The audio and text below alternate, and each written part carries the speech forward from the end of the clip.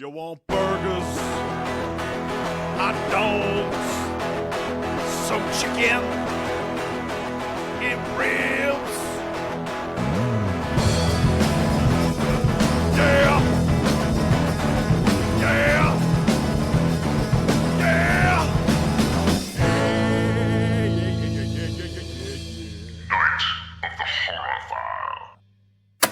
You know what I hate worse than people leaving my discs out of their case and my DVDs? When you leave your own discs out of your case? Okay, yes, but Mondays. I fucking hate Mondays. Who doesn't hate Mondays? Mondays fucking suck.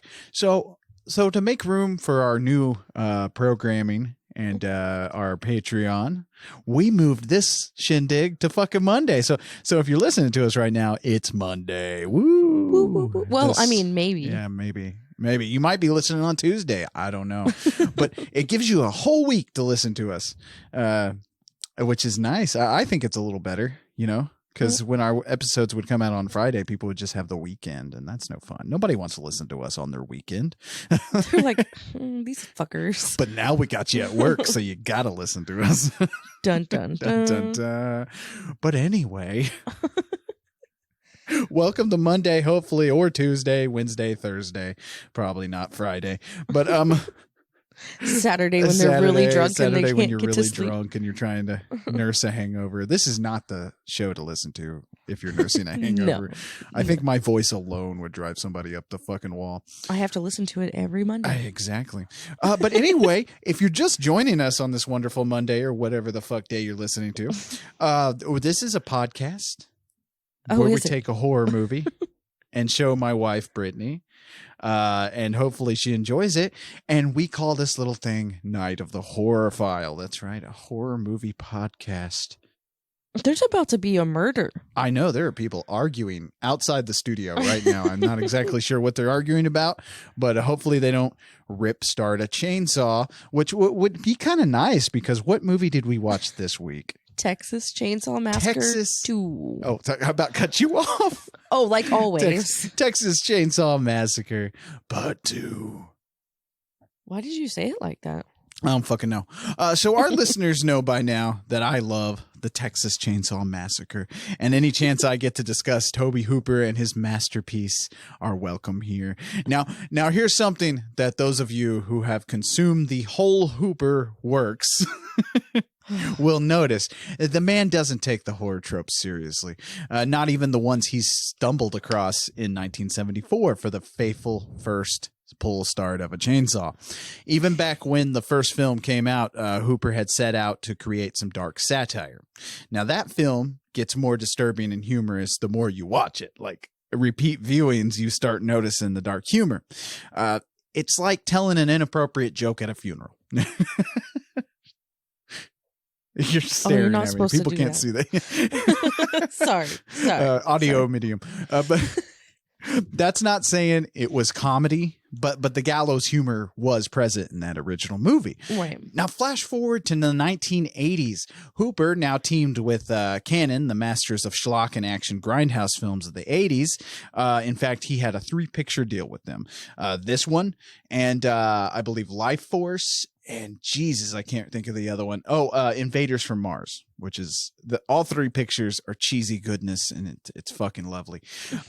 But Toby decided to focus more on the dark humor with this one, obviously. What we get is a zany, oftentimes ingenious Texas Chainsaw Massacre Part 2. In my opinion, one of the best sequels ever made. So let's jump into the wild, manic world of the Texas Chainsaw Massacre Part 2. Part 2. Part 2. So this one is going to chainsaw your dick off. Could you really chainsaw a dick off? Yeah. I feel like a chainsaw, in reality, that's one of the most worst weapons you could use. Have you ever actually used a chainsaw? That's very hard to. You can pop the chain off, and it's just, I don't know. But why? What would be keeping me from chopping your dick off with a chainsaw? Well, a chainsaw, it doesn't really chop. It more like hacks and stuff. Okay, the dick is not going to be on your body any longer. I think so the dick is not going to be anywhere, job. period, after you get done with a chainsaw. Well, I'm not trying to pick it up and use it. Oh, okay, never mind. But But early on, there was an idea to make this as a satire of Motel Hell, which was in itself a satire on the first Texas Chainsaw Massacre. The idea was to have this whole town of cannibals, and it would be titled Beyond the Valley of the Chainsaws. But Cannon were not happy with the idea of just a straight comedy. So they kind of forced some changes, mostly what we get here. I don't know. Cannon is just we'll talk a little bit about Cannon as we go through this, but I just get giddy every time I see the Cannon symbol when it starts up on a movie. I love Cannon films. They did so many schlocky, stupid fucking movies, and they are just good times. I mean, this one was a good time. It really was. So, like I was saying, 13 years after the original massacre happens, and there are still killings going on, but they cannot find out who's doing it. Okay, so Gone is the serious, somber narrator and replaces a more campy, hurried voice in this one, if you notice. I guess we didn't have enough weed to pay John Larroquette this time. I don't know. I actually don't know if that's him this time. I believe it's somebody else. So it's shown that our cannibal family has packed up and moved on from their original house, which makes sense as Sally survived. You know, Right. there was a witness. I actually kind of appreciate them not bringing Marilyn Burns back as Sally Hardest. Her character survived, so it's nice to know that she kind of gets to live on. She's done, you know? Right. It's nice when they do that to slasher, like the final girl and stuff like that. Yeah, leave her alone. They don't do that very often. They bring them back and then end up killing them in part 3. It's just, fuck you, Nightmare on Elm Street. Anyway, although I think it's stated that she's in a mental institute, I believe somewhere they talk about her being catatonic, and that kind of sucks. But but another huge departure from the first film that we are immediately in is the inclusion of a score and an actual soundtrack in this one, especially over those opening credits. The original had just that primitive soundscape. Basically just Hooper hitting trash cans and stuff. Yeah. Which fit the first one, but for this one, they really brought in like a score and everything, which it's good. It sometimes apes the Psycho theme, especially with the driving sequence we have a little while into the movie that we'll talk about. Right. So we get hit with 2 guys driving, and the passenger shouting. Whoa, words are hard. Is shooting at these signs as they're traveling through Texas, and they're on their way to the OU Texas game. So first off, the Red River rivalry. Yes. Rivalry. I can't speak. Say that 3 times. Red River rivalry. Red River Okay, rivalry. I was joking. Anyway, this is actually a huge deal. Some people I've talked to about this movie actually thought this was made up for the movie. And it's like, no, dude. No, that's a thing. Like, if you live in Oklahoma or Texas, this is serious business. Oh, yeah. Like the OU Texas game, that is a thing. And it makes sense that these yuppie college fucks would be driving into Texas to go see it. Into Texas? Oh, yeah, they're coming into Texas. Oh. We're in Texas. I know, but I was thinking they were just driving from like South Texas to North Texas. Oh, they might be doing that too. I don't know. Either way, they're not going to last very long. So. It doesn't matter what they're doing. And they are the most annoyingest pieces of shit in this fucking movie. Yeah. I swear to God. Oh yeah. Like immediately when it starts out, you're like, oh, okay, this is our hamburger meat to open up the movie. Thank God. I'm actually not a fan of football. I've never gotten into it. And you would think living in Oklahoma, I would be like the biggest football fan in the world. But there's really a lot of us who just don't give a shit. It's true. Especially in this age range. I don't know. I could take it or leave it. I've watched a lot of football in my life. I could leave it. Now, hockey. Now, that's a game. What? I've never seen you watch hockey. Hockey's a lovely game. Hockey and boxing are my sports. You know what my favorite sport to watch is, What's though? that? Curling. Oh, yeah. I remember with the Olympics, you got really into curling. It was like giving me updates on scores and stuff. I was like, what world do I live in? Like, What happened? Why were they playing it on the break room TV at work? I don't know. The whole world got into curling. Cause fuck. Didn't the American team actually win the gold? I don't remember. That was years ago. Insanity. Insanity. Sorry. So now we get to meet Stretch. Oh. Okay, calm down. Nobody stretched your dick. Calm down. Oh, the legs in this movie. I'm just going to leave it at that. Oh my goodness. Oh, Little Lee was quite influenced by the legs in this movie. So Stretch is a radio DJ, and the guys end up calling her on the at the radio station, on their car phone, and they just won't hang up. And I guess they can't get them off of the phone line unless the caller hangs up. I guess my thing I is was like, very just fucking confused. hang up. I've never worked in a radio station. I don't know either. It was always my aspiration, that and Rockstar, either one. It never happened. Here you are. None of it happened. Podcaster was apparently my lot in life, but which is not a lot, but it's my life. But no, like, so can't you just fucking hang up the phone? I know, Like, she's like yelling at them to hang and- up, and I'm like, why can't you hang up? Yeah, and you see LG in the back room like pulling cords and putting them in his mouth, and like, it's like, Right. why is this so complicated? Oh my gosh. So as the guys are driving, they decide to play chicken with the truck. And Stretch can hear the whole thing and tries to get them to hang up. She's yelling at them to hang up, and they're not hanging up. I'm fucking confused. Anyway, then we meet LG, and he's the other radio DJ.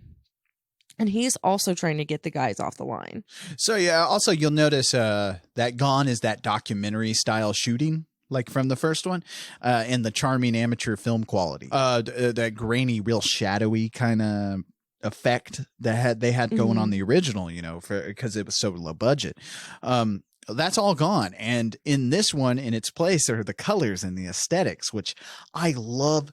The movie, the way this movie looks, I love the set designs. I love it all. Oh, yeah. Like it's one of the reasons why our fucking studio looks like a Mod Podge of just bullshit thrown on the walls. It's that same aesthetic. Like I love it. Like if I had this house, like if we weren't married and it was just me living here, my house would look like the Texas Chainsaw Massacre too.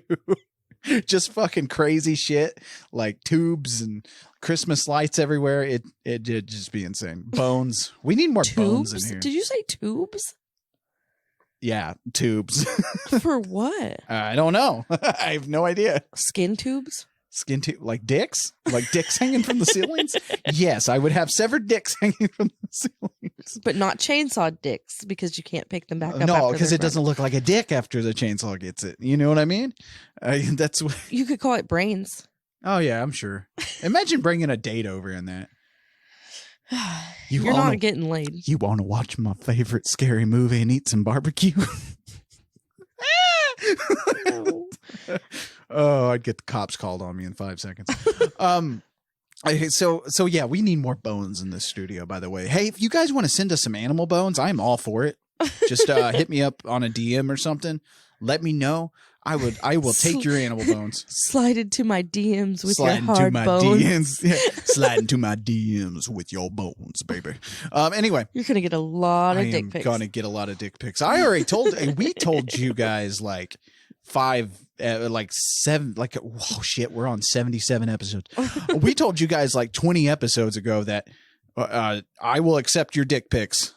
Now I'm gonna rate them. I'm gonna be honest. Are you going to post them or just rate them? Oh, no, I'm not going to post your dick pics. That's fucking rude. Okay, yeah. Okay, Yeah, okay. no, I'll just rate them and I'll be brutally honest about it. Anyway, Hooper always felt that the dark humor and social satire was present in the first film, and it was there, and you could see it. But that really got ignored by viewers due to the grisly nature of that first one. Because, I mean, when you first watched it, you were like, this is pretty brutal without being brutal. Right, Like, right. It is a brutal film. And so, like, when you're first hit by that, especially audiences in 1974, fuck. Like, you're not going to pick up on that little social satire and stuff like that. Oh, yeah. You're not going to pick up on it. Oh, yeah. So it's later in the evening now, and the guys call and harass Stretch again. And then I called the radio station again. Again. And I met Leatherface again. I about had me 20 Dr. Peppers. Where did Forrest come in? It's been a while since we've watched that movie. I know, it really has been. I was thinking about Forrest Gump the other day. I don't know why. Is he like me? What would Forrest think about this whole situation? Can you imagine Forrest Gump taking place now? Oh, Jesus. Oh, Jesus. Anyway. Everybody was wearing masks. There's some sort of a virus going around. I was playing ping pong. I'm playing ping pong with myself. I wasn't allowed to leave the house. There was an orange man on TV, and he sounded awfully mad. And then people said gay people and Mexicans had to get out of the United States. Oh my gosh. What was that noise? Huh? Is it just wind? It's Leatherface trying to get into the studio. We'll talk about Leatherface. I just can't hear it very well with my headphones on, and it's freaking me out. It's just wind. If you guys are listening, I don't even know if I'm going to leave this in, but I'm just kidding. But like our studio is, we got a lot of wind. We got a lot of that Oklahoma wind outside. So it's freaking me out, man. Stressing me, Jules. Stressing me. Anyway. So the guys drive over this bridge and a truck stops them. So they try to drive away, and the truck is like staying with them at the same pace. A man jumps on top of the truck, and we see that it's Leatherface, but he's got this corpse like attached to him, like a corpse suit, like a fucking costume or some shit. This fucking driving scene and opening, it makes me very angry. Why does it make you angry? You finish your sentence. Okay. Oh, so the driving alone in this is pretty goddamn impressive. I mean, Chop Top, I'm assuming, is driving this truck backwards alongside of the yuppies. That combined with one of my favorite fucking songs ever, by one of my favorite all fucking bands ever that I think is very underrated, Oingo Boingo. The song "No One Lives Forever." Let's have a party. There's a moon in the sun. You could hear and music. I don't wanna die. Yeah. Well, we had this thing turned down a little bit, like so that was I heard chainsaws and screaming. Anyway, that song is playing. Okay. But it creates a masterpiece opening that makes you immediately know what kind of fucking movie we're watching, because this is not serious. None of this scene is serious. It's a little scary at parts, but now this corpse hanging off of our hooded friend Leatherface is none other than Nubbins. Nubbins. Who is supposed to be the corpse of the hitchhiker from the Texas Chainsaw Massacre, the first movie.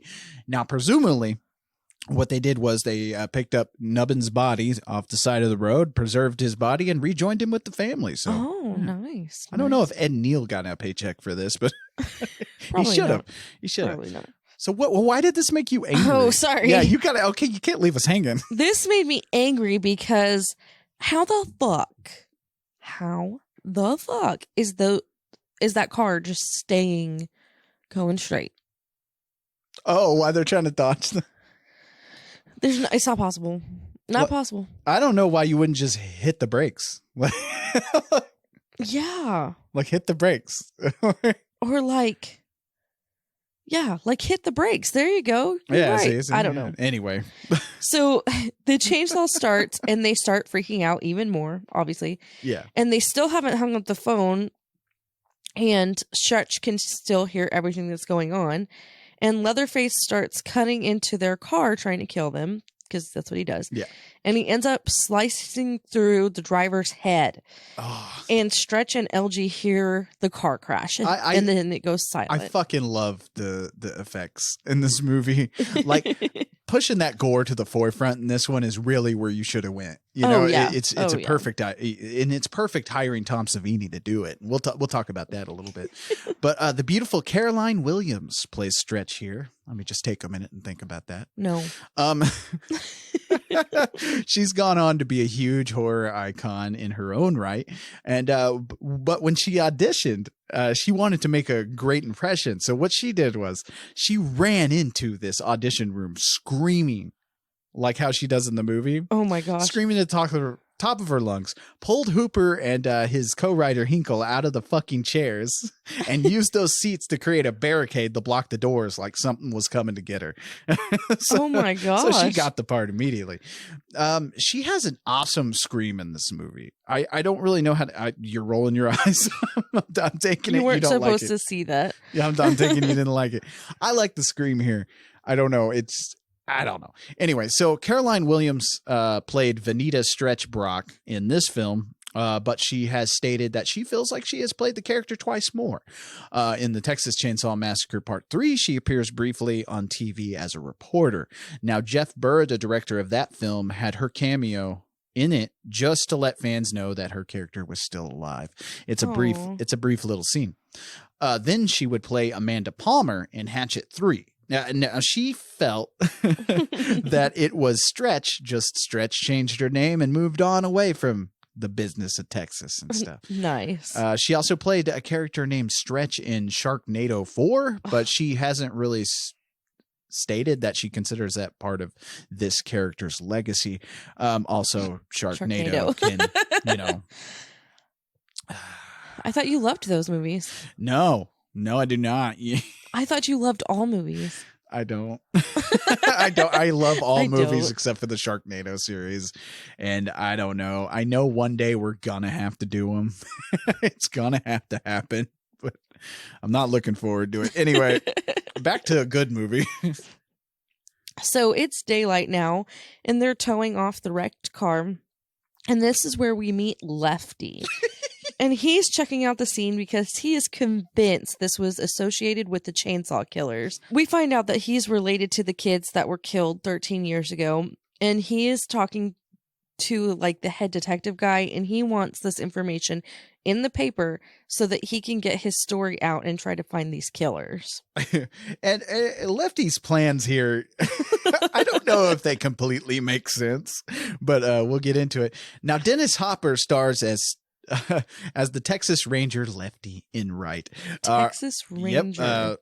A crazy Texas Ranger. But he's running on fumes, possibly alcoholic, and no bullshit giving Ahab of the film.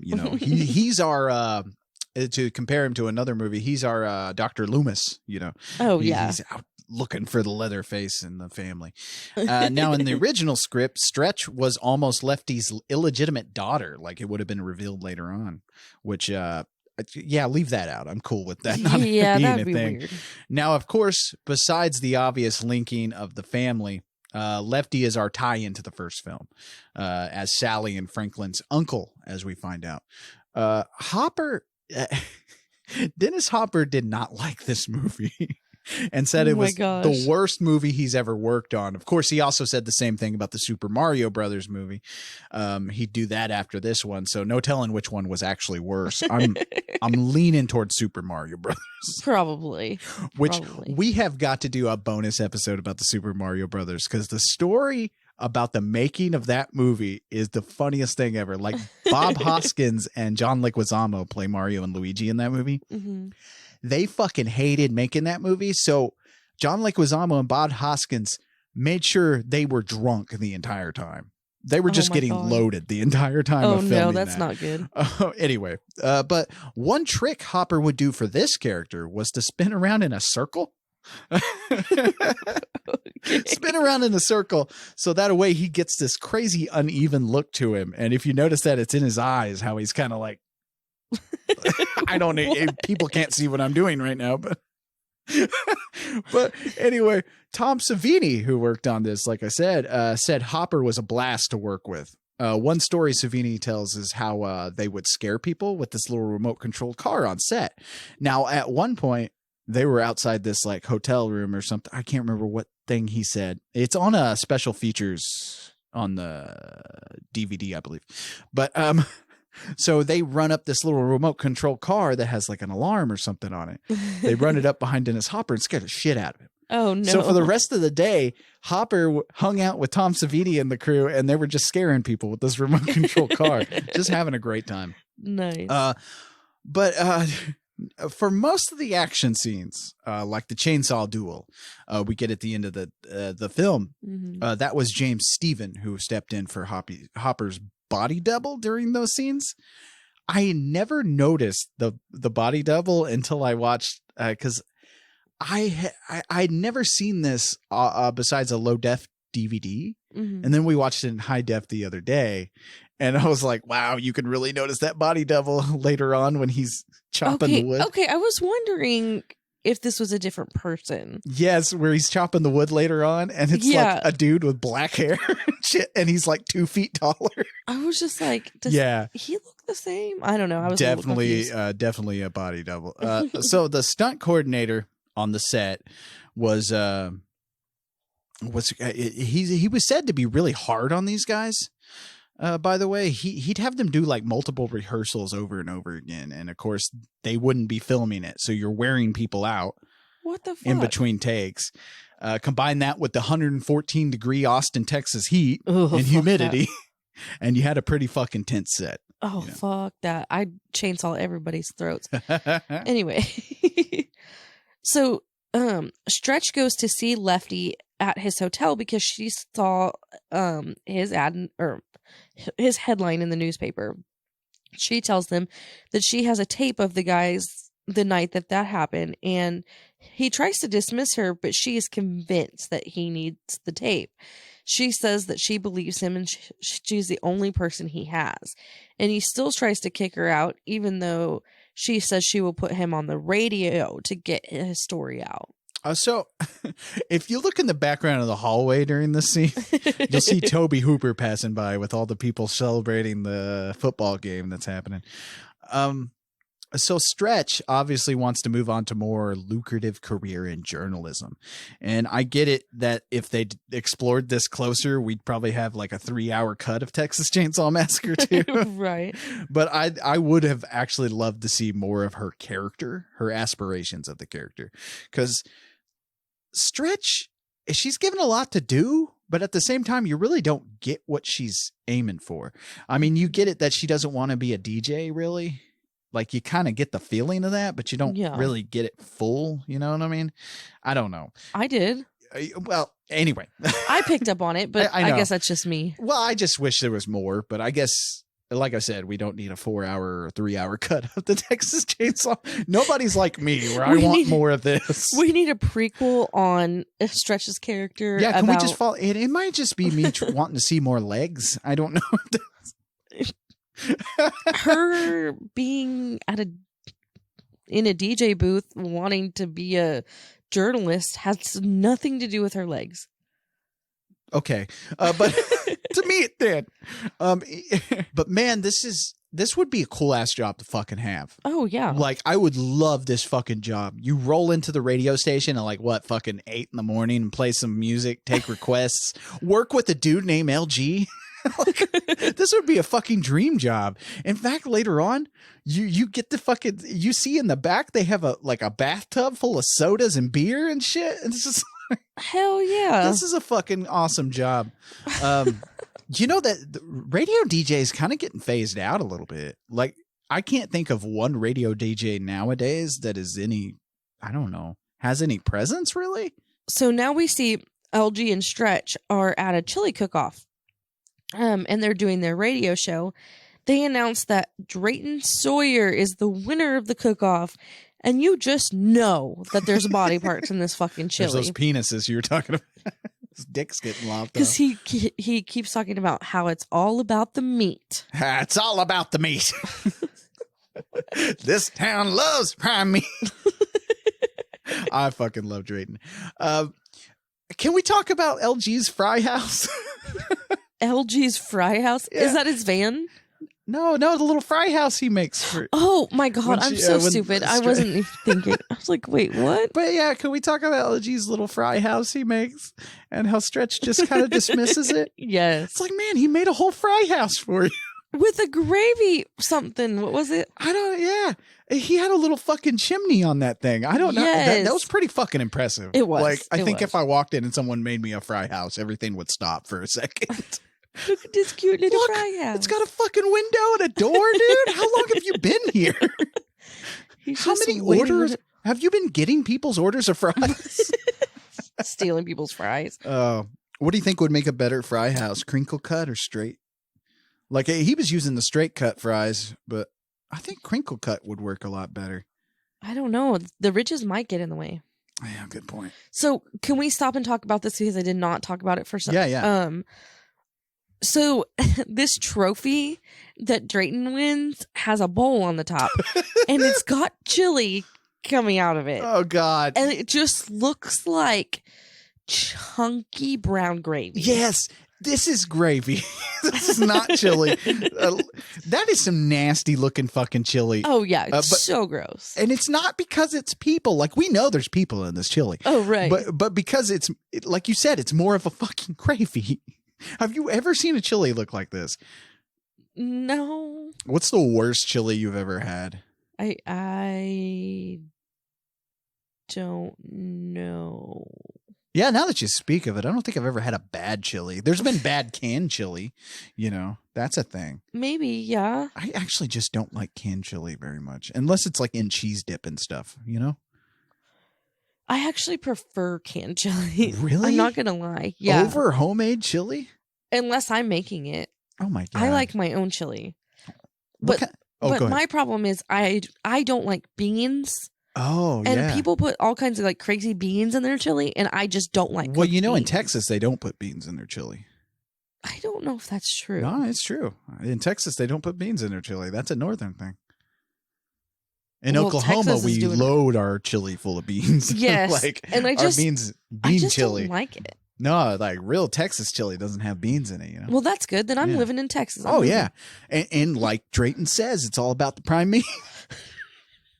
It's Ew. all about the meat. Ew. My favorite part is where she's like takes a bite of the chili out of this fucking trophy bowl. First of all, that has got to have not been clean.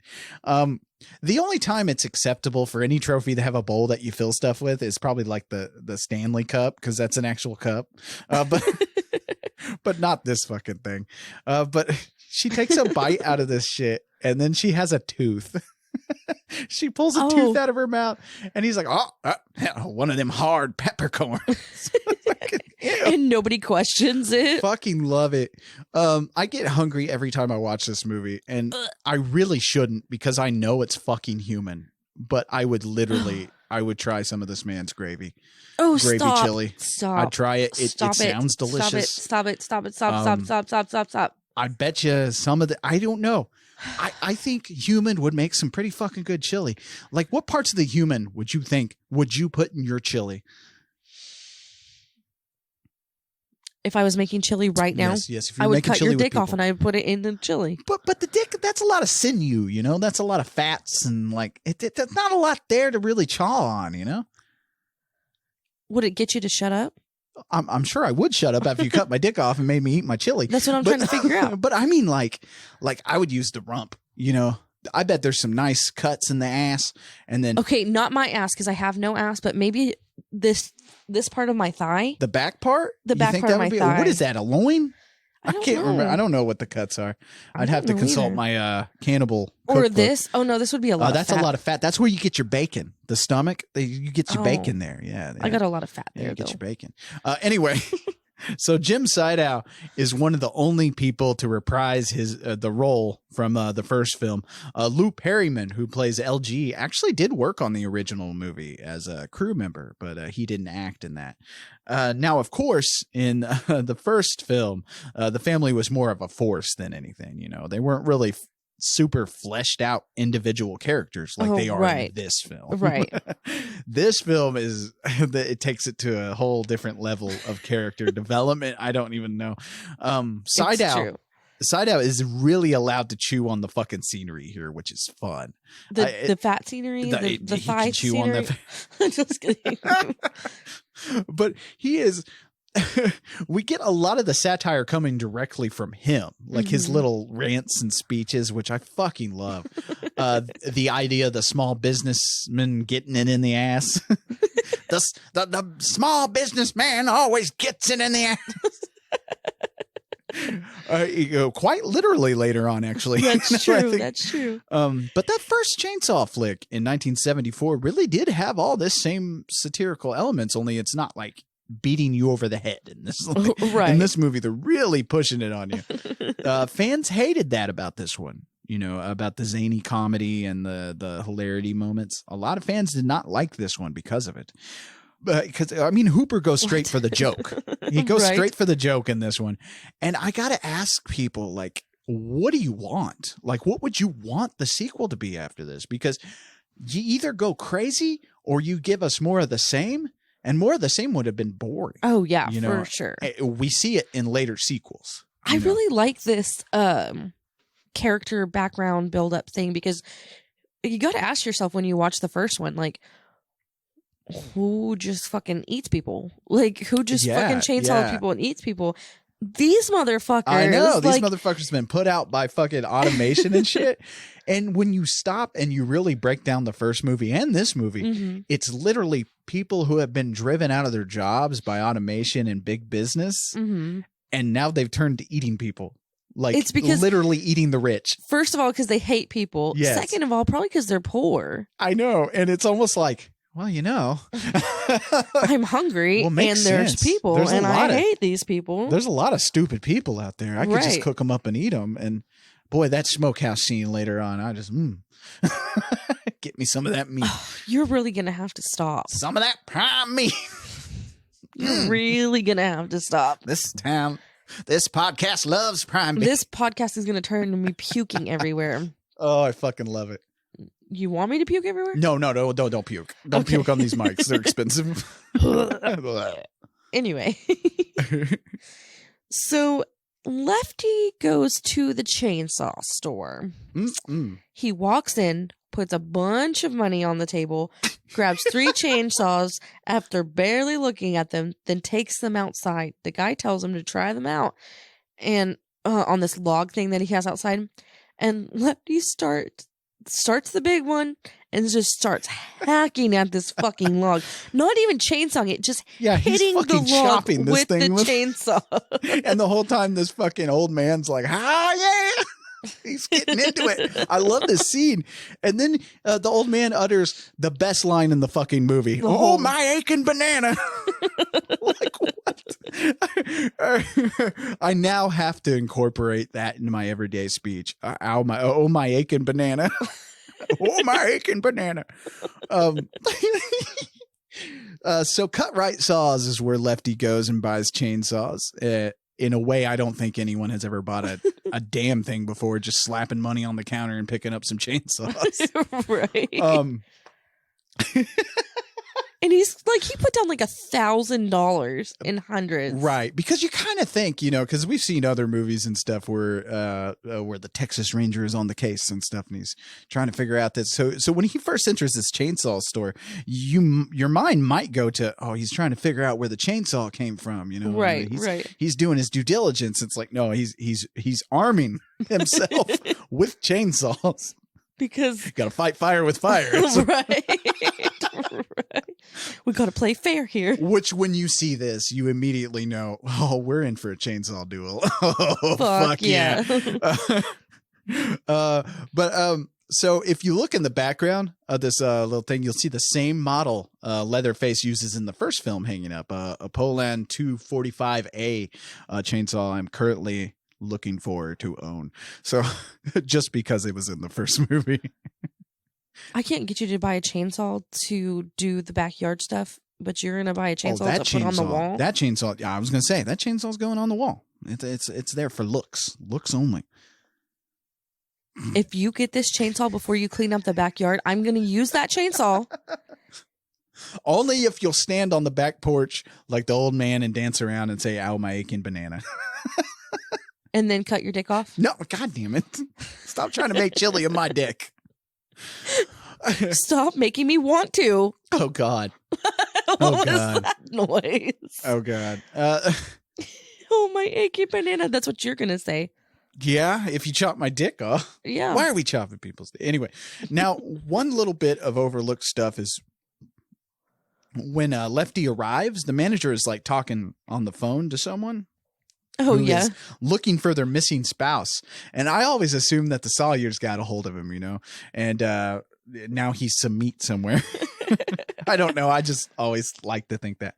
Now it's little things like that Hooper kind of slips into his films that get overlooked. And if you watch this movie multiple times, you'll notice little Easter eggs here and there, like just stuff in the background and things going on where it all fits together. And I don't know. I just love little stuff like that where it's like it's almost like world building. You know what I mean? Oh, right. It's right. really cool. Which is smart. Right. And this is the first movie where we get names for the family. They're Right, really named in this one. I don't even think anyone mentions the word Leatherface in the first one, do they? I don't think so. I mean, and in fact, Drayton Sawyer in the first one's called the Cook. That's the only thing. He has no name.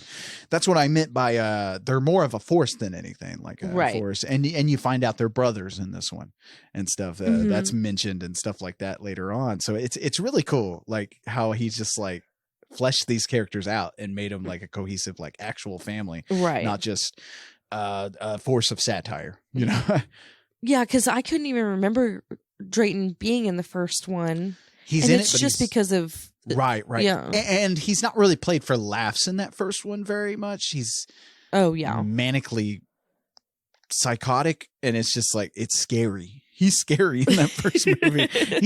When he really like turns on a dime and becomes like where he captures Sally and takes her back to the house. Mhm. Like his laugh and like the way he's looking and shit like that, it gets scarier than Leatherface. Oh yeah. Like that shit gets scary. Chop Top is like that in this movie. Oh yes. Fucking Chop Top. We will get to Chop Top. I cannot wait. So later, Lefty goes to see Stretch at the radio station, and he says he wants her to play the tape on the show. And she asks why, and he says because the killers are there, like in that town, and he wants the law to start helping him. And he says he needs her help. So, I get what he's saying here, that he thinks by playing it over the radio, the cops are going to help him. Okay, so this is very... Like, we find out what he's really doing later on, but, like, if you start to really break it down and think about it, like, Lefty's being a fucking dick here. Oh, yeah. Like, yeah. Like, we find out he's using her for bait this yeah. entire time, but it's like, wait a second. Like, he had no... What's about to happen? He had no idea it was going to turn out that she lived. Right, Like, right. So... But, like... I don't know. This whole thing is weird because she, in just a minute, we find out that she's waiting on him to come back, but we get no discussion of him coming back, how often he wants it played, or any of that. And I'm like, we really don't get that. And I'm like, what the fuck? Like, I don't know. I don't know. Which is fine, but like for me taking notes, like I'm like, wait, did I miss something? There has to be some kind of like deleted scene right there or something. Maybe Or, speaking like of shortened it or whatever. yeah. Well, speaking about deleted scenes, and we'll kind of discuss a few deleted scenes in a little bit. In fact, one starring Joe Bob Briggs. But I can't remember the guy's names from Canon. All of a sudden, Gollum and Globus or whatever. They hired a guy to come on set to make sure like it was moving like faster and faster because we've talked about this. Any time on set when you're filming, that's money, you're spending money. So like, so they hired a guy to come on and like add stuff and take stuff away. And we'll talk about the deleted scenes a little bit. It kind of works into that. Oh, okay. Yeah. Okay. So we see Drayton driving and he's still all excited for winning the cook-off. We're still number one. Love it. And Stretch plays the tape over the radio, and Drayton gets a call on his little car phone. And he, I assume it's Chop Top calling him and saying, hey, you need to listen to the radio. And he turns on the radio and hears them killing the guys from the car. He hears the tape. Yeah. And he is pissed. And he just like goes off on them. Oh, you did it again. It's like, this has happened more than once. Right. So again, I really would buy food from Drayton. I think I even mentioned this in our original Texas Chainsaw episode, but do you know how many barbecue trucks and places I've been where it's dive bar and there's people who look just like this making the vittles? How many people do you think I've eaten in my entire life? Oh, you're making me sick. Sick. They're just You in the know back. why? You know why you're making me sick? Because I had SpaghettiOs and meatballs for dinner. And so it's that's making me- definitely people. It's making me imagine veins and blood vessels and But that stuff gets cooked away. I mean, it's just like a regular animal. That stuff will get cooked out, you know. I okay, think but it doesn't help me feel like that's what I was eating. because I feel like if you cut off some dude's ass cheek or something and slow roasted it in a nice gravy, you'd have some good fucking braised beef at the end of the day. Look, you're gonna have to stop. I'm gonna puke. This is forever going to be the episode where Brittany is sick through the entire thing. See, what's really weird is I'll eat shit from like holes in the wall and stuff where they're probably in the back like he's on his second helping.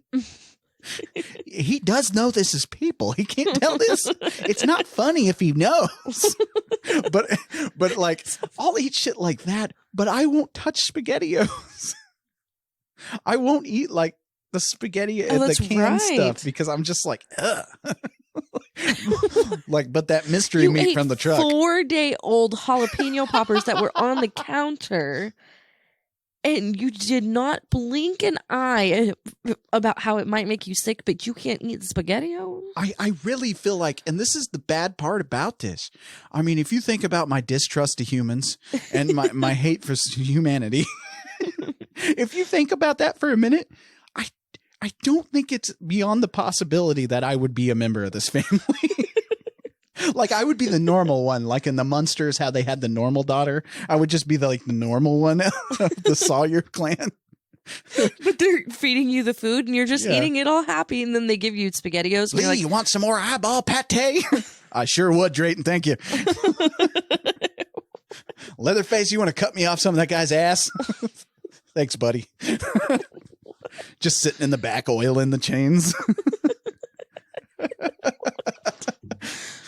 Hey, I put some new oil on that mask for you. It's getting pretty dried out, man. You really want, it's like a catcher's mitt. You really want to oil these things before you start wearing them on your face, you know? Leatherface is like, "Ugh." I know, buddy. I got you back. Oh, I'm gonna puke. Back to the movie. We'll get to the movie. I'm so sorry. Was this your goal? This was my goal. Yes. This was going to be a gross out episode. I don't think we've had one of those in like ever. Like we've never really had a gross out episode. So anyway, it's midnight, and everyone keeps calling in and cussing out Stretch and LG. And LG is pissed that Stretch keeps playing this tape. And he leaves, and she stays to wait for Lefty. Poor LG.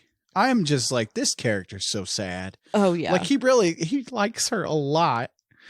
Like he wants to date her, keeps asking her out. She keeps turning him down. She keeps turning him down, but then coyly smiling like she's playing hard to get. And I'm like, come on. And then later on, what happens to him, we'll talk about that. It's just like, oh poor LG. So a few minutes later, she hears something and goes to check it out. And this is where she meets Chop Top. And we get to meet him too. Oh, fuck yeah. Again. And she tries to kick him out, but he just keeps talking. He also keeps lighting. Oh, okay, I can't. Oh my God. Here it is. You want me to take this? Yes, please. So he's lighting this hanger. He's lighting the end of it with a lighter, and he is scratching his head with it, but he's also taking it away and pulling the skin off and eating it, like at the same time. but he talks about the tape she was playing all day. What does he say? Oh, what was that? The Rambo 3 soundtrack?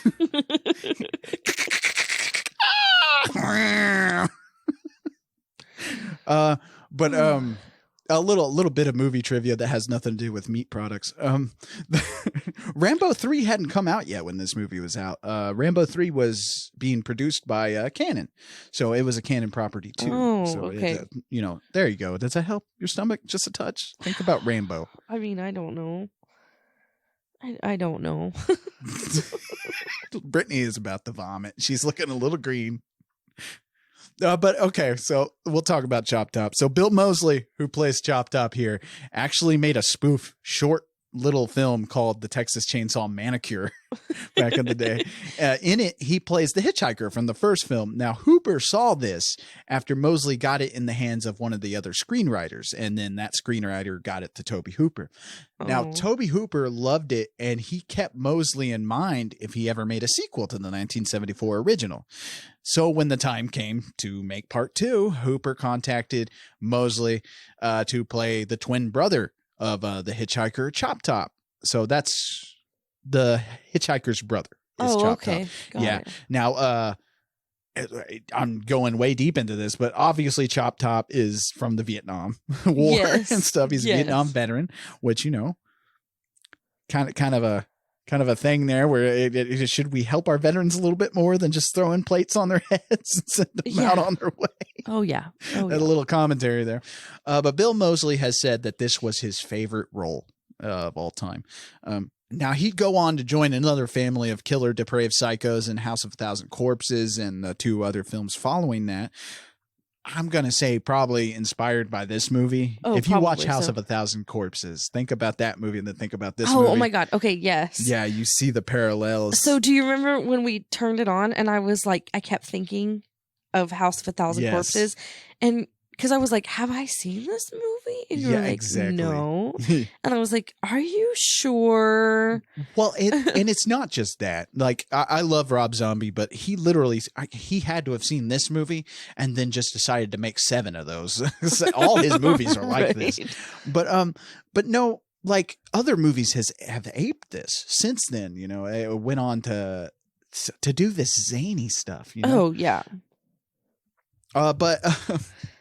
But Chop Top really does steal the fucking show, man. Like, as soon as Chop Top comes on board, Leatherface is like a secondary character. Like, here he spews these one-liners, too. Like, dog will hunt. Shit like that. Dog will hunt. Or, my God, the amount of time "get that bitch" Leatherface is uttered in this scene so coming up alone. Here, get that bitch, Leatherface. But you can't help but find him horrifyingly gross. Oh my God. Yes. At the same time, he's also interesting enough to love this character. Like, it's a really weird feeling you get from watching this character on this movie. Like, because you want more of him, but you also don't. Yeah, it's very really strange. Yeah, the mixture here. Yeah, the feelings Tobe Hooper's playing with you here. You know what? If we were in a group of people, okay, he can join in the conversation. If it's a one-on-one conversation, please no. Chop Top? Yeah. I feel like Chop Top would be that friend you have that's a little pushes. There's always those friends you have that go a little overboard with the crazy. Everybody's a little crazy, but Chop Top be that one where you're like, so what should we do tonight? I don't know. You want to go get some beers? I don't know. You guys want to go butcher some motherfuckers? Not really, man. What? He'd be that friend, But no, I fucking love this character much. He adds so much color to this fucking movie. Yes, that's true. So my favorite part. Yes. This is my favorite part of this whole movie. I watched it twice and it scared the shit out of me twice, even though I knew it was coming. So he gets close to her and asks her what the room is next to her. And that they're like in this doorway. Yeah. Or whatever, but the room is dark. Right. And then she says it's the record vault. He turns on the light and here's Leatherface. He started the chainsaw and jumps out. It was the best jump scare It is so I've seen lined in a up. very. And that's what. And I tell people Yeah. all the time, jump scares can be effective. They're not just cheap. Right. This jump scare is so good. It still scares the shit out of people to this day. You know what's funny is I knew it was going to happen to. Like, the first time I watched it, I was like, this is a perfect opportunity for a jump scare. Something's going to happen. I knew something was going to happen. Because you haven't seen Leatherface yet. You know Chop Top, what he's there for. Right. But you're like, well, where's Leatherface? Because you know that's coming. I mean, we're watching the Texas Chainsaw Massacre Part 2. We got to have some chainsaw. But he sets it up in a way where you get lulled into the character of Chop Top so much, and they're back and forth, Stretch and Chop Top, to where you don't even expect what is set up in front of you. Because even how the camera's framed, it's focused on that room, and Chop Top and Stretch are on the other sides of each other, and so it's framed where that's going to happen. Right. But when it does, when that light flicks on and the chainsaw comes at you, because it still makes me jump. Right. Like, it gets you each time. I don't know how it got me. I think it's the mixture of the light, the silence, and then all of a sudden the light comes on and the chainsaw starts all at the same time. Right. Like, and to this point, like, jump scares weren't new by this time. I mean, this is 1986. Jump scares were nothing new. But for this one to have this longevity is insane. Oh my God, it's amazing. It goes to prove that you really can't have an effective jump scare if you just use your imagination and try. Right, you know? Right. And I think it wouldn't have been as effective if they didn't turn the light on. Right, exactly. Because they could have just had him running out. Yeah, but you know what I mean? Yeah, exactly. But then it would have been more muddled. You know what I mean? Exactly. It wouldn't have been as clear, and it wouldn't have been as abrupt. It's so abrupt. That's what it is. And that chainsaw is just immediately revving. It's so good. Insane. Anyway, so Stretch runs to a closet and it locks this big metal door. Chop's mad because the Sunny wig that he was wearing is messed up now. You fucked my Sonny Bono wig. Because when I skipped this part. I skipped this part from before. So Leatherface goes to hit Stretch, and he accidentally hits Chop with the chainsaw in his metal plate. Yes. So he chops his wig. You did in my plate. My brain's burning. My brain's burning. And he realizes that the plate in his head is dented, and he is like cussing Leatherface out. Yeah. And Leatherface is trying to get in this door, but he can't because it's all metal. Yes, the door that Stretch ran behind and shit like that. Yeah. So it's the same room where I said, they have that bathtub of beer and stuff. Yes. That's where she's in. But yeah, it's just Bill Moseley fucking... he is having a blast with this, and you can't help but have a blast with him. Oh, even when we do get to a really disturbing scene with a hammer here in just a minute, but like, you're still having a good time, and it's kind of making you feel bad because you're like, I'm enjoying this, but this guy's getting his brains bashed. but like, I just fucking love the little added comedy to this. I don't know, it makes it, like I said, like, you couldn't go any other way but here. Right. With this series. You know what I mean? And I mean, you could go a different way, but nobody would like it. It wouldn't have been good. And they do try to get more serious again. Right. Like after the second one. And it's never hits this level. Right. It never captures the sequels, and the remakes later on never capture the magic of the first film and the second film, the Tobe Hooper movies. Yeah. It never captures them again. And we'll talk a little bit of that at the end of the episode. Yeah. Now, Bill Johnson is credited with playing Leatherface here, a step away from Gunnar Hansen of the first, the 1974 original. I mean, Hansen was the perfect Leatherface. He was actually approached, but Cannon wanted to pay him a very slim amount of money. Of course, there is also another story that the producers said no to begin with because Hansen wasn't a recognizable star. So who knows? I mean, who in this movie besides Dennis Hopper was a recognizable star? Right. So I don't know what story to believe. I assume they just didn't want to pay Hansen that much, right. According to the story, they wanted to pay him well, I won't go into that because that'll be a little confusing for you and the listeners, but they wanted to pay him way low. Knowing Cannon, like I said, Hanson's story is probably the truth on this one. Canon was always notably cheap in the fact that they would take and give funds to this project, depending on how well their other films were doing. Oh, wow. So as I said, Bill Johnson is credited as Leatherface, and he did play him. And I'm about to piss off some fans, but he only really played him in the close-up shots mostly. All the other stuff, most of the other stuff, is stuntman Bob Elmore, who actually plays Leatherface in most of this movie. He does the chainsaw loving scene in a minute, which we'll get to. And it was even suggested to Bob at the end of shooting and stuff that he should be credited as Leatherface at the end of the shoot. But he had made a ton of money working on this film. So he just didn't care. Like, he was just like, eh. Whatever. Yeah. I mean, if you make money off of it, you do you, boo. Oh, yeah, exactly. I mean, he had gotten some experience working here, and you got to take in credit that Bob Elmore wasn't an actor; he was a stuntman. Right. So all of a sudden, he's having to act, like he's having to give Leatherface some personality and stuff, and he does a great job here. Oh yeah, that's funny. LG pulls back into the station and he sees their truck, but he doesn't know. They got a really fucking nice truck. I'd really it's pretty love nice. This truck. Yeah. He goes inside and he sees Chop. Oh my God, hold on. I have to tell you this though. I have to describe this scene. He goes in and Chop Top is just in this record vault thing. He's just going through records and just like, nope. Yep. No, I mean, that's not what he's saying. Humble pie. He's stealing the records, which I love it. I love that he's taking the time to steal these records. Yes, Music he's having a good time. Life. It's my life. And then he's just yelling every once in a while, get that bitch. Get that bitch, Leatherface. Get that bitch. He's just going through the records, waiting for his brother to kill this bitch. Oh, fuck. So, oh my goodness, sorry. So then Leatherface busts through and Chop starts, he like scares LG and LG falls down and Chop starts beating LG with a hammer.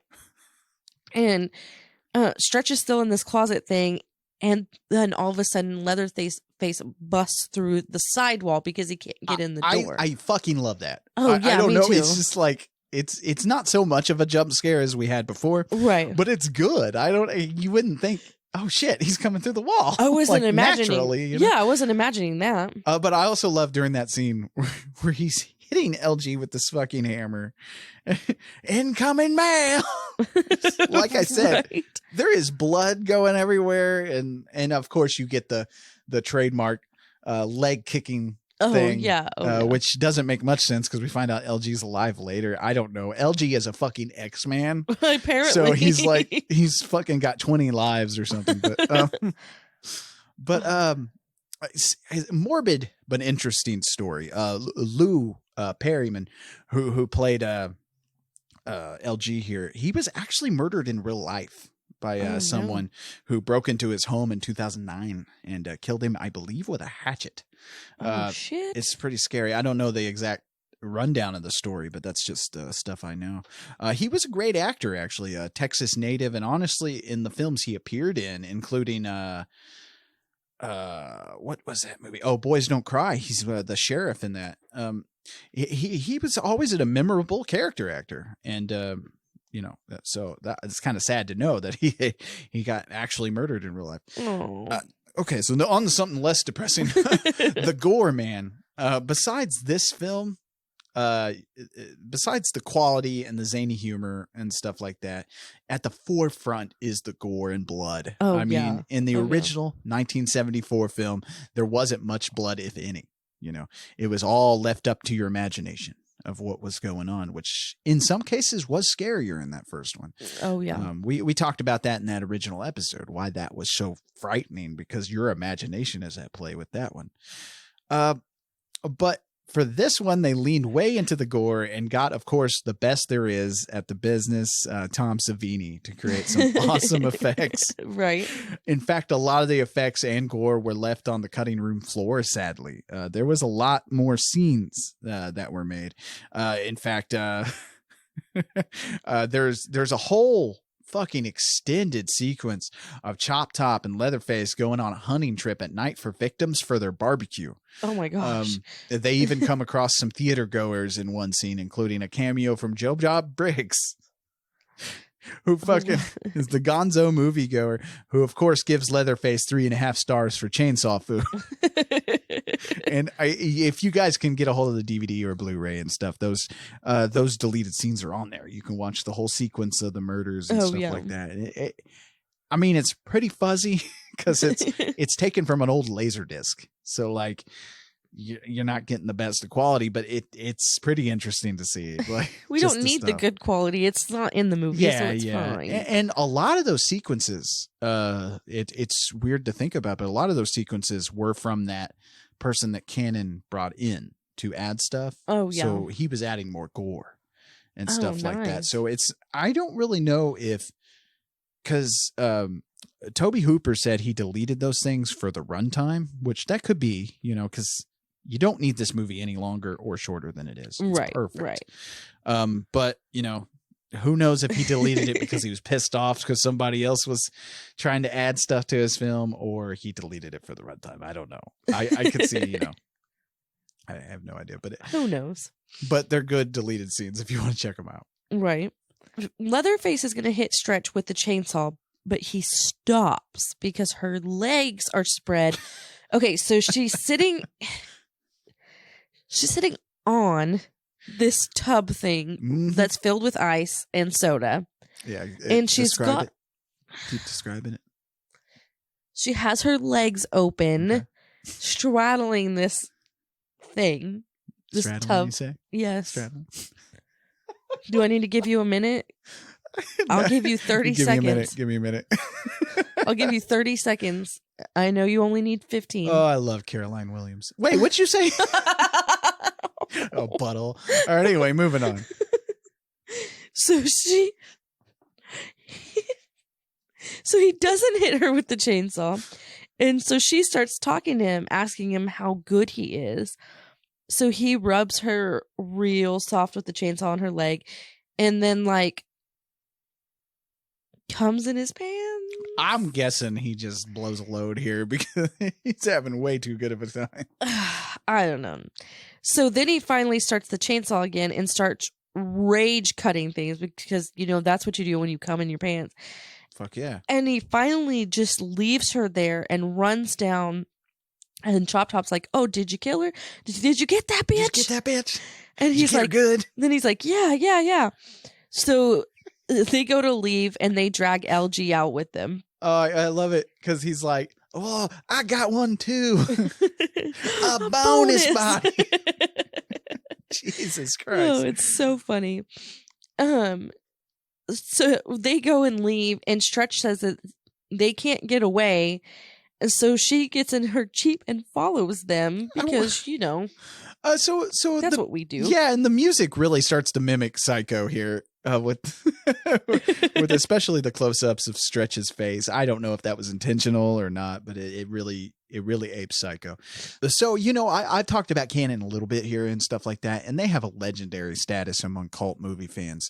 They produced, like I said, some of the most wild, crappy, campy films of the 1980s, including Death Wish 2 through 4, Invasion USA, Masters of the Universe, the He-Man movie, and just all the fun stuff from the 80s seemed to come from Cannon. Really, you guys owe it to yourself to go watch the documentary Electric Boogaloo, the wild and untold story of Cannon films, because they discuss the mishandling of money, and it's just... It is a wild story. Why are you shaking your head like Chop Top? It's wild. Movies are my life.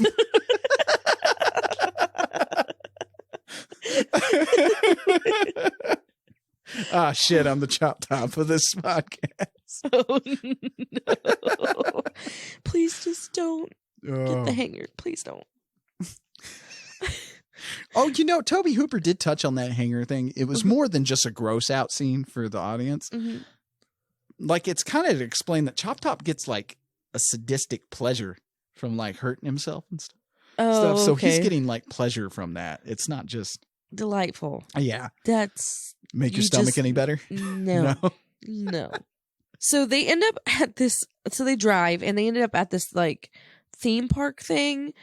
And Stretch gets out of her Jeep to check things out because, you know, that's what you got to do. Yeah, yeah. And another car starts chasing her down until they almost make it to Chop Chop's truck. Like, she's between that truck, the car, and she's like in between, and she stops because she doesn't want Chop Chop to see her, but she doesn't know who's in the car. Right, right.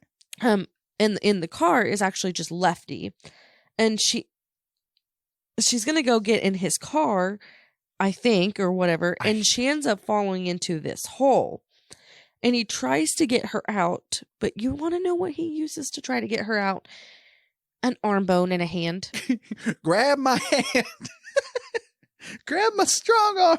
Oh my God. Oh my God. Yeah. So, and you got to really appreciate this, the symbology or symbolism or whatever the fuck, however you say that, of like, she's basically falling into hell. Oh yeah. Yeah. You got to appreciate that a little bit. So, okay. If I can, I'd like to return to our mention of Joe Bob Briggs earlier. Okay. And I got to say, I agree with his observation of the Texas Chainsaw Massacre franchise. We fall in line on this. You know, a lot of things I don't agree with him on certain movies and stuff, but I do with him here. So obviously we agree that part 1 is one of the greatest films ever made. we can put that to rest. But I'd like to take the time to read Joe Bob Briggs' drive-in totals on Texas Chainsaw Massacre 2.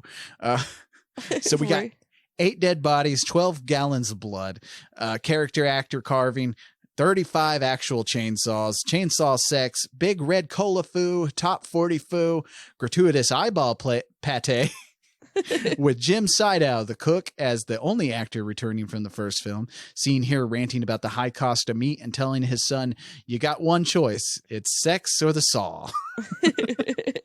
Caroline Williams is the final girl, discouraging Leatherface from slicing her head off by saying, "I'm trying to be open with you. It's nobody's fault. I just can't do this." Bill Johnson as Leatherface, Bill Moseley as Chop Top, and Texas favorite Lou Perry as the dead but still blubbering radio station engineer. Written by Kit Carson, directed by Tobe Hooper of Poltergeist, who reluctantly agreed to make it only after Cannon Films promised to finance 2 other films, Life Force and Invaders from Mars. Joe Bob's film debut is a scene that appears only in the director's cut Laserdisc version. 3 stars. So also, we also share the same affinity for the following sequels as well. Part 3 gets an immediate negative check mark from both of us for wimping out on the gore, you know, just to achieve an R rating.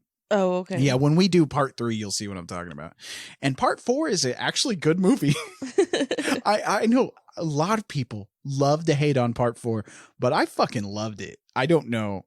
It's just fucking crazy. Go read Joe Bob's review of the Texas Chainsaw Massacre: The Next Generation, because it is a good time. So I have a question. A question, go ahead. So in this little thing you said that Drayton is talking to his son. Well, okay, this is Joe Bob's thing. Like, so he may have. Yeah. Okay, but I just didn't know if I had. Well, it's a common misconception that unless you're a fucking chainsaw nerd, like a deep one, like I am, that Drayton is the dad of this clan and stuff. Which it's easy to see why you would think that. You know what I mean? Oh yeah, so yeah, because he's the oldest. Yeah. It was a common mistake, and this little review was old. It's an old review. Oh, okay, from back in the day. That's fine. I just was trying to make it clear in my head. Yeah, no, you're fine. You're fine. But they're just brothers. Yes. Okay. Yeah, they're all brothers, and they kind of state it here. But the remakes. Speaking of the remakes, they're perfectly fine movies, but as I'll always say, they're nowhere near as good as the originals, and nothing can capture these first 2 movies. Oh yeah, I agree. I don't want to watch any of the other ones. Oh, you know we're gonna, right?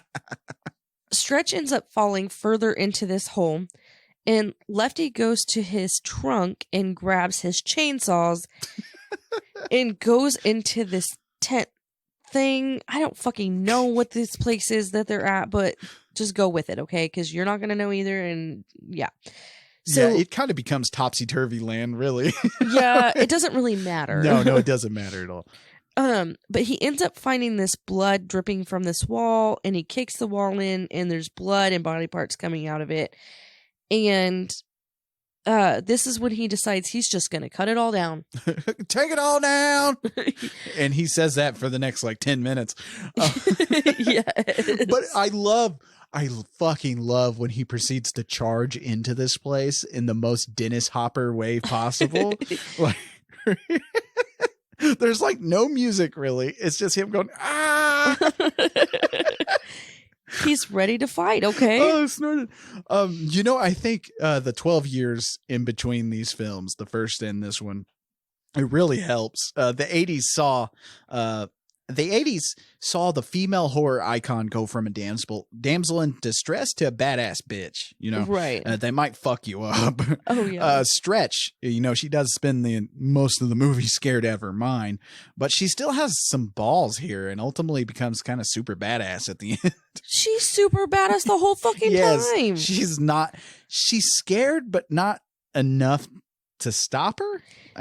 She kind of understands that she has to stay calm through most of it. She's like, okay, if I stay calm, then I can get through this next part and next part and this next part. Especially like in her way of handling Leatherface. Yes, that's what I mean. That's what I meant. I meant by I wish we could explore more of like what her aspirations were, because she kind of like gets into his head a little bit, like when they're doing the chainsaw loving scene. But she kind of gets into his head a little bit, and so you're like, it would have been nice to maybe add something where this character is like maybe like obsessed with serial killers or like obsessed with something, or minds of psychotics or I don't know. Right. Maybe that's just me blowing shit out of my ass, but like I think that would have been kind of neat. Right.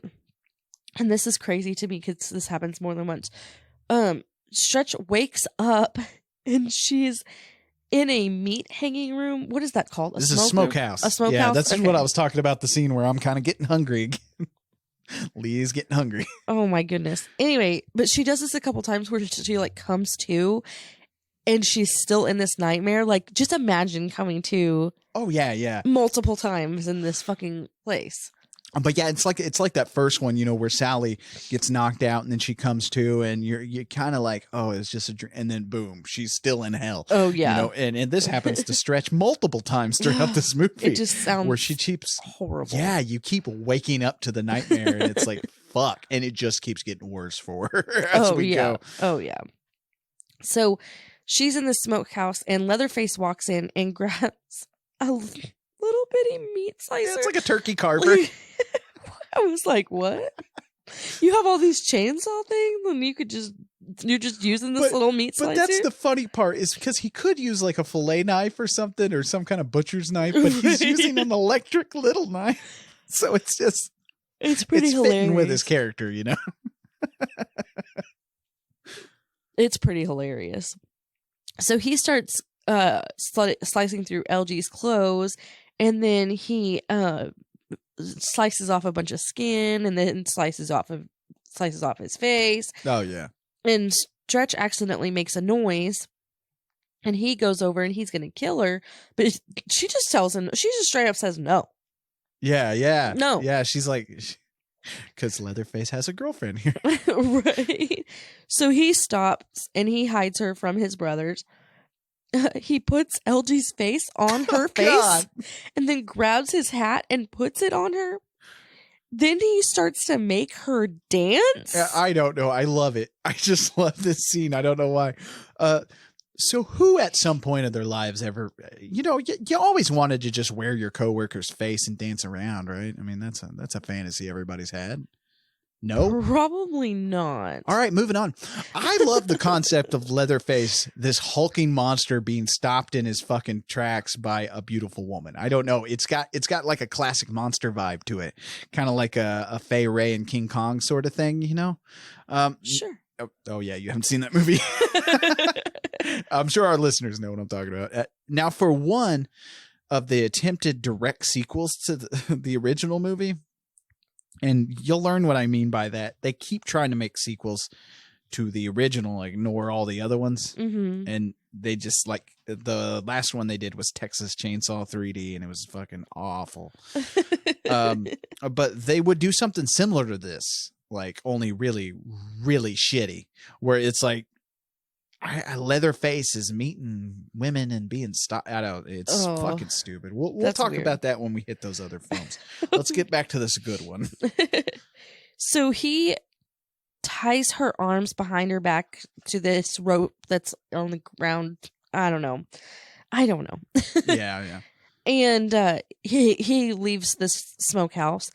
And LG isn't fully dead. He gets up and starts talking to Stretch. His fucking X-Men power activated. Then he unties her and then finally falls over and dies. My favorite part, though, is where, and like I said, poor LG, like he kind of gets a glimpse of her because he's like, I'm falling apart on you. And then he looks at her and it's like, she's wearing his, why wouldn't you just take off the face and the hat before he sees you? Like, I feel like I would have done that immediately. I think he saw her before. I don't know, but he cut her rope. But he gives her this look like like he's seen his face and his hat on her, and he's just like, shit. And he just dies. Like, I was like, yeah, that's probably how I'd go out too, buddy. Oh yeah. Like, fuck. So Stretch walks out of the room that she was in, and she can hear the brothers messing around or whatever. Yeah. And Lefty is still up there cutting into beams. Take it all down. Every once in a while we get these flashes, so I tried to add them in there, but he's just fucking cutting these beams down. Take it down to hell. So she tries to get away, but she has to run like right in front of it, and so she takes the risks. So for this Battleland set, which it was an actual amusement park in Texas, it was closed down at the time. The Matterhorn Amusement Park in Prairie Dale, Texas, to be exact. I believe it's actually an RV park now, last I checked. Now, if you listen closely to Chop Top's dialogue in a few scenes, they do kind of explain why they're at this place. You know, Chop Top used a government settlement from his machete head wound to purchase a derelict amusement park, and he intends on turning it into Nam Land, a Vietnam-themed amusement park, which he kind of starts spouting, Nam Land. Okay, that makes sense. Yeah. That makes sense. So that's that's why they're here. You know, so that's what I meant by there's little bits that Tobe Hooper puts there. They're like, well, no, I explained that to you. Right. Whether you choose to listen to it is your problem. Exactly. So Lefty sees Franklin's skeleton and wheelchair, and that motivates him more to get this place torn the fuck down. Sally! Yep, we get the fate of Franklin here. Oh, they just put him in the corner. They just Franklin. They took your fat. They took your fat from you, Franklin. They didn't even take him out of the wheelchair. The ultimate indignity. So did they really take his fat, or did they just leave him in the wheelchair? What do you think Franklin got turned into? Chili? Hot dogs? Probably nothing, because he's still in the fucking wheelchair. They're probably like, oh, no, this one's poisoned. And they put it over there. This here is tainted meat. Put him to the side. There's too much fat. Oh, my goodness. We can boil him down and make some candles. Okay, anyway. So Stretch is running through these, like, pipe things under this ground. I don't fucking know. And she finds a tunnel with these lights, but doesn't know where to go. Then she hears a chainsaw, and she starts to run the other way. The chainsaw is actually from Lefty, but we won't go there. Then Leatherface jumps out, so she starts to run the other way again. As she gets closer to Lefty, the structure starts to collapse, and now she's cornered. So she starts to talk to Leatherface and says to let her go.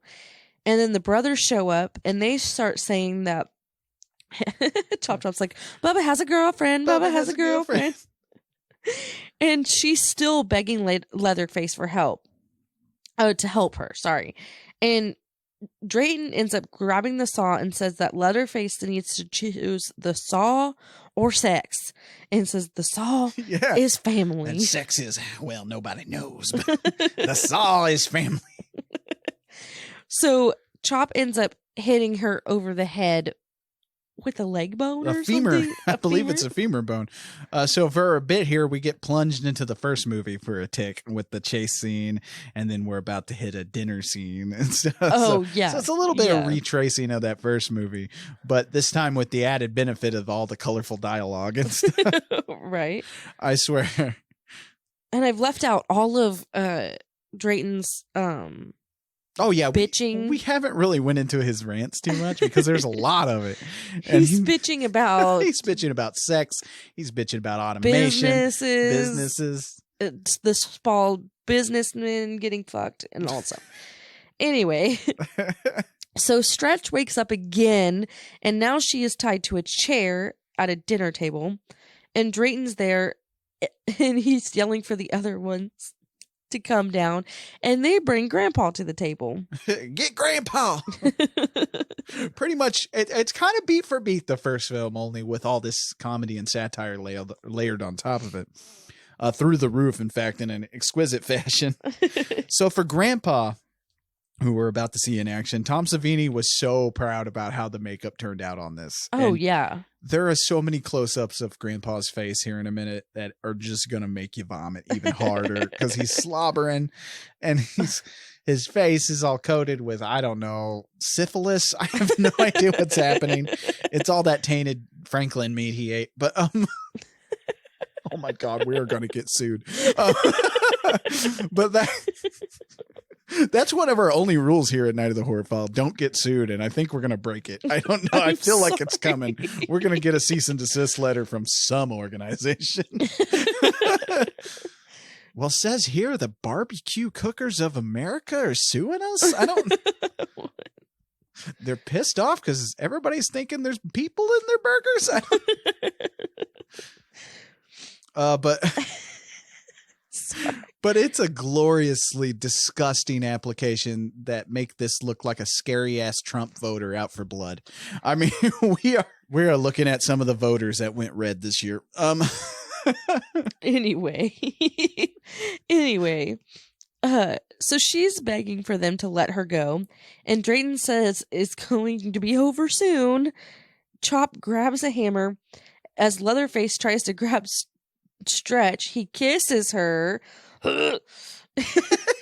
He then takes her over, puts her over a bucket in front of Grandpa, and then they're trying to give this old ass, like 200-year-old man, a fucking hammer, but he keeps dropping it. Then he finally gets like woken up or something. I don't fucking know.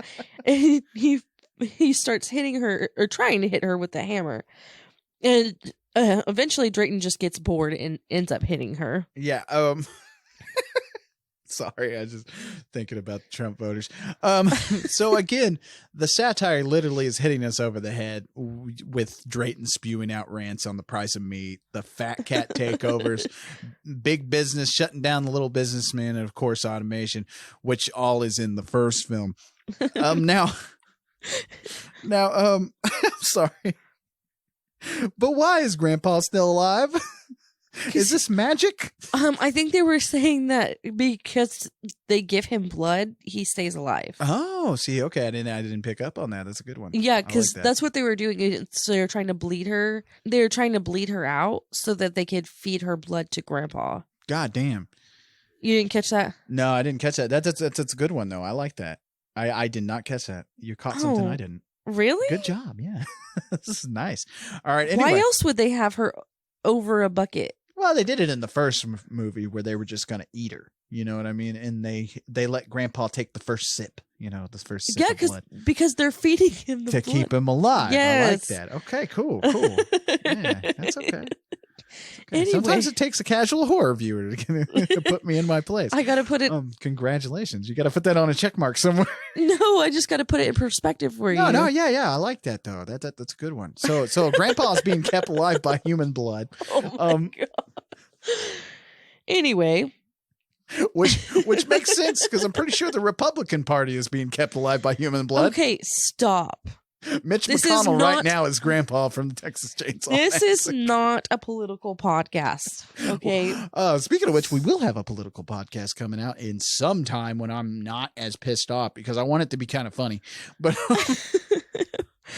We will see. we'll see. We'll see. We're what going happens to take there. just as long as Nevada. Probably. But Georgia now, really. Yeah, well, they're doing a recount. You see, you gotta double count, Triple count. triple count. I'm cool with the whole country counting again, so we can just watch him lose again. Anyway. Anyway, so Lefty cuts through a beam that distracts them because rocks start falling. And they hear him singing, and he jumps out in front of them. Bring in. I have no clue what he was singing. Oh. So he jumps out in front of them, and Drayton thinks that he can just pay off Lefty to leave. Yeah, it's so funny because he's like, Lefty hops out and he's like, it's Lord of the Harvest. It's like, what is that? Some kind of health food? Right. Some kind of health food joint? Oh my goodness. So then Lefty sees Stretch and he gets mad and turns on his chainsaw. Turns it on because that's what you do. You pull starts it. Start the chainsaw. Starts Yeah, the pull that. chainsaw, not turns it on. He's not rubbing it and like spitting on it a little bit. Like he's not turning it. Anyway, What the fuck? you didn't get my joke, did I got you? it, but it's just like.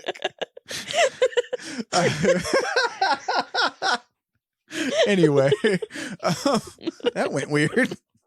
Sorry. There's a lot of sex with chainsaws in this movie. There okay? really is. The chainsaw is a penis in this movie. We're about to get the biggest sword fight in the history of sword fights. So he turns on the chainsaw and gets Drayton in the ass. Yeah, the small businessman got it in the ass. Yes. Quite literally here at the end. Then he ends up cutting Stretch free, and him and Leatherface start their duel. This chainsaw duel is pretty fucking badass. It lasts forever. I see. I would have wanted more. Oh yeah. If this movie was yeah. just people fighting with chainsaws, I would have been happy.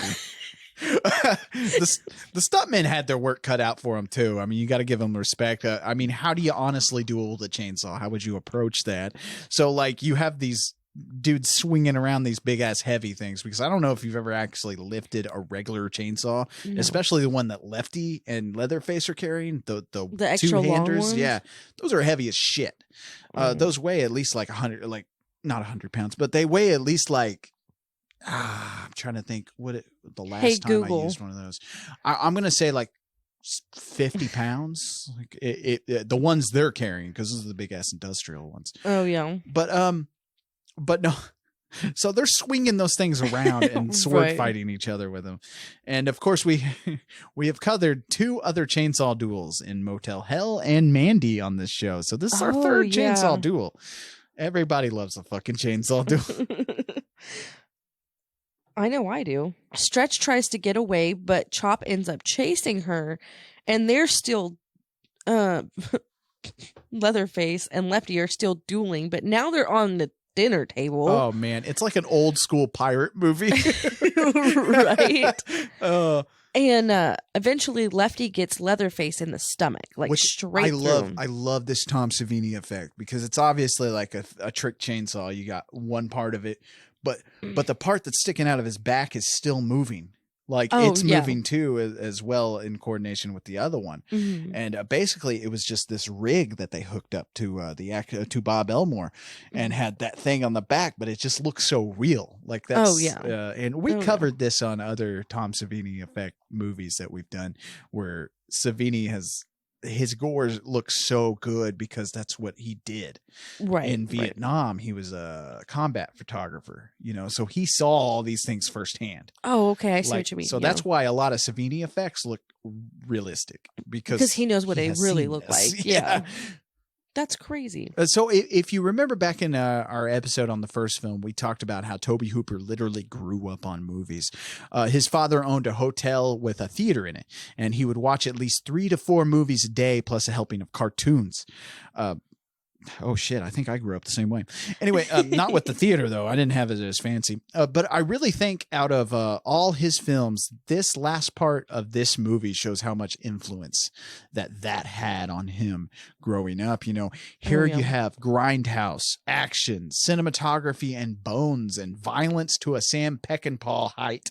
Which I'm getting movie nerd on everybody. Sam Peckinpah is another favorite director of mine. But hell, it even looks like a Western when Chop Top and Stretch get outside. Oh, you know, on that Matterhorn, the fake Matterhorn set. There is so much art in the last few bits of this film. Oh, you know, yeah. It really shows off Tobe Hooper's style. Can you say Western? Western? That's what I thought. Okay. What are you thinking? Don't leave us hanging here. Well, how am I saying West? Is this like iron? Yes, it is. Like iron again? Western? Yes. What am I saying? How am I saying it wrong? Western. You're saying it Western. Western? And it's Western. Western? I don't know how to explain it. Western. Like, I don't know how to explain it to you. Western. Just like I don't know how to explain iron to you. At least I say Illinois right. Finally. Kurt was mighty mad about it. Western. Okay, moving on. We can't just have a whole episode where I'm saying Western.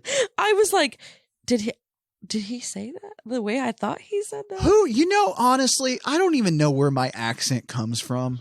It's not Oklahoma. It's not Texas. It's nowhere here in the South. It's just my own shit. I don't know. You just make shit up and you just say it. I think so. That's what this whole podcast is about. Pretty much.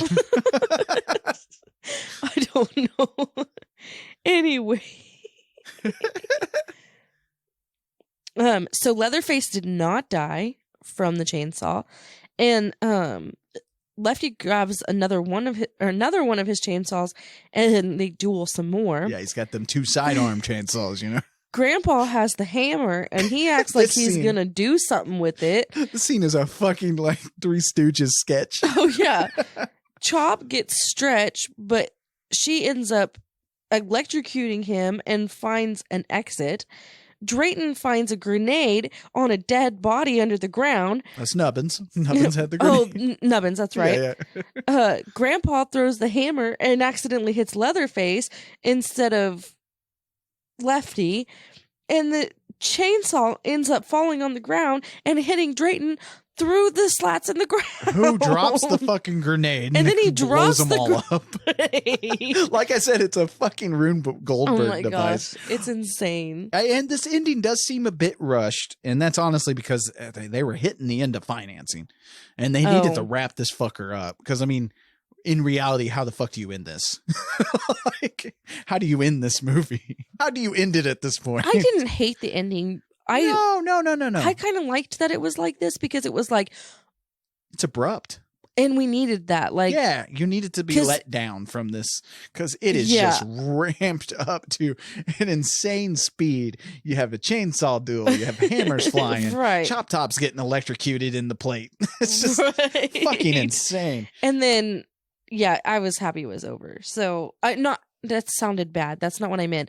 I'm glad that it didn't get dragged out more than it needed to be. Yeah. Well, the whole movie is like that. The whole movie, it just feels right. The pacing's right. Mm-hmm. Nothing drags too long out and stuff to where you're bored. It's a fun time. Right.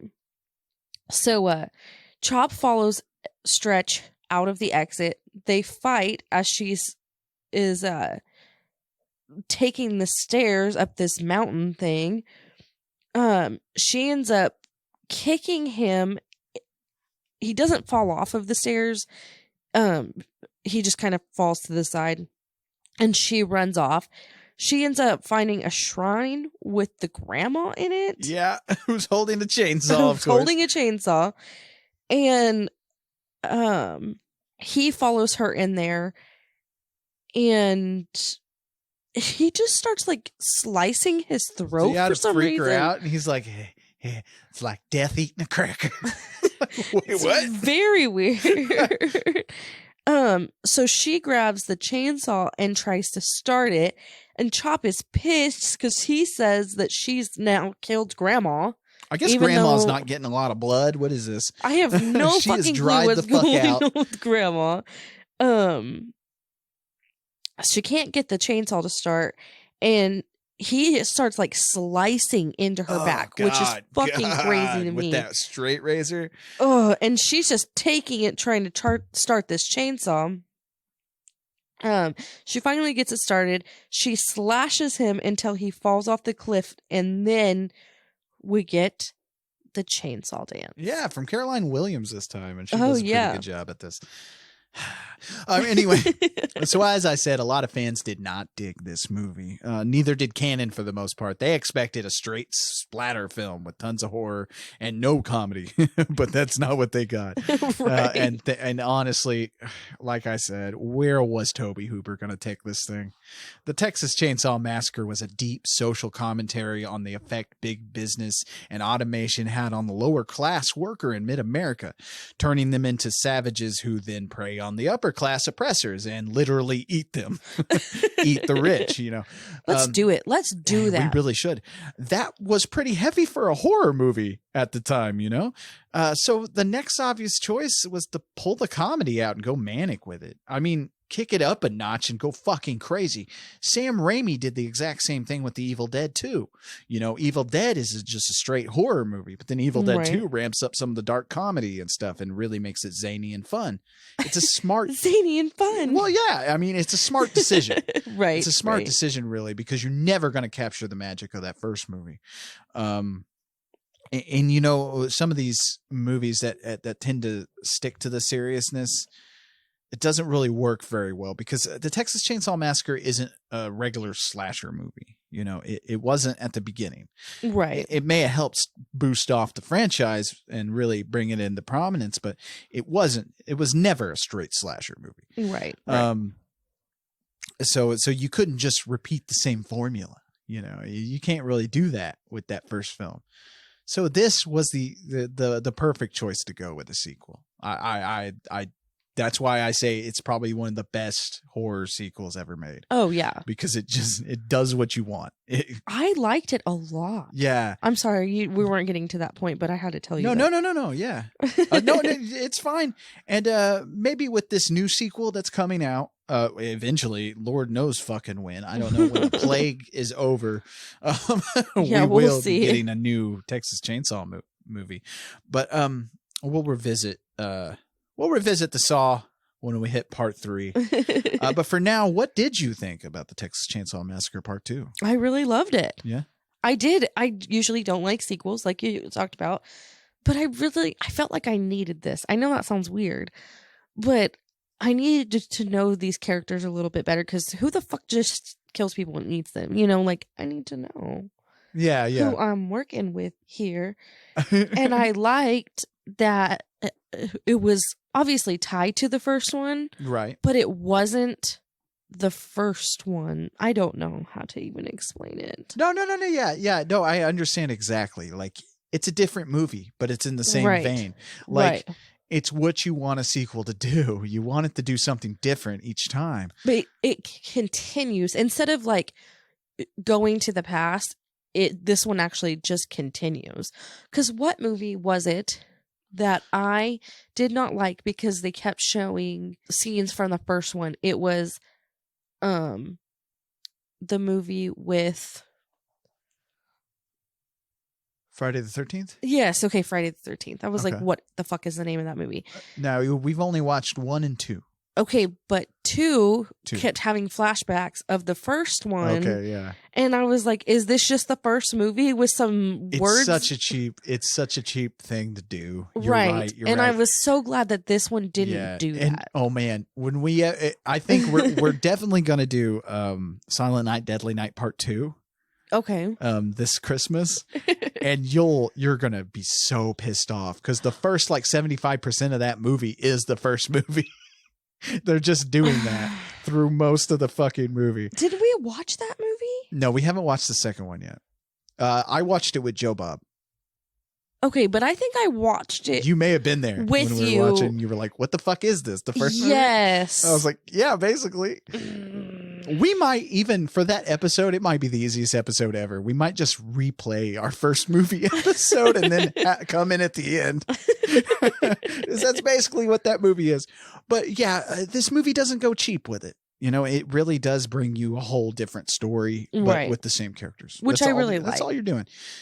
But so that's Texas Chainsaw Massacre Part 2. It's one of my most treasured movie. I love this fucking movie along with that first film, and they never get any better than this. The remakes, they start pissing you off after that first remake, which was a fine movie, but then you go into you start going into prequel territory and then sequel territory that really doesn't make any sense. There are 2 prequels. What? There are 2 prequels to this shit.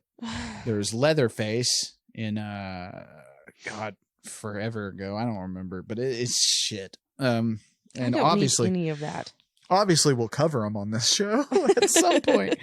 But anyway, yeah, that's Texas Chainsaw Massacre Part 2. It's Thanksgiving month. It's November. And what is Thanksgiving known for besides stuffing your face until you fall asleep so you don't have to hear Uncle Chuck talk about Donald Trump losing the election? What is it about? It's about family, right? Like, that's what the holiday's about. We try not to... Is it though? Well, I thought it was about stealing people's land. Yeah, we try not to think about that as white people. But white people are awful. The holiday, is that what you mean? But anyway, no. It's about family. It's about gathering together and giving thanks for, I don't know, your crazy ass families. We give thanks for that. But anyway, so we're doing family. We're doing a family theme, obviously, with Texas Nice. Chainsaw Massacre 2. That's family. Yeah. Next week, we're getting a little dark with it next week. We are moving into The Shining. Dun, dun, The dun. story about Jack Nicholson killing people with an axe. It's a good time, I guess. But yeah, the Stanley Kubrick classic, The Shining, and I can't wait to talk about that movie. That is such a fun movie to discuss and really get into deep with it and stuff like that because it's Stanley Kubrick. Right. And right. another one of my favorite directors. I need to make like a list that is probably like a mile long of my favorite directors. Okay, all the horror directors? All the horror directors. They're his favorite. All of them are my favorite. But yeah, that's next week. What else we got? Oh, we just dropped, or I just dropped an episode of Tales from the Collection on our Patreon, where I take a movie from my library here of movies, and because I have a story to go along with each of these movies, I tell you a little story that relates to life and a bunch of other bullshit that'll never do any good, but it's fun. It's a good time. Okay. But I just dropped that. We got our commentaries up there. We got 2 commentaries so far. More coming. And I've been sending personal messages. Yeah. I've been sending videos. It's a good time on there, you guys. You get a lot for your money. You're only, I think we only doing $5 a month. Yeah. And just a bunch of whatever content we throw at you. Basically, we're just giving you extra shit like all through the month. No, that's our episode for this week. Thank you guys for supporting the show. Yes, thank you. Honestly, thank you for supporting the show. And we'll see you next week. I'm Lee Evans saying, stay spooky. And I'm Brittany. Stay horrific. It's all about the prime meat. Bye. And then all of a sudden the episode ended.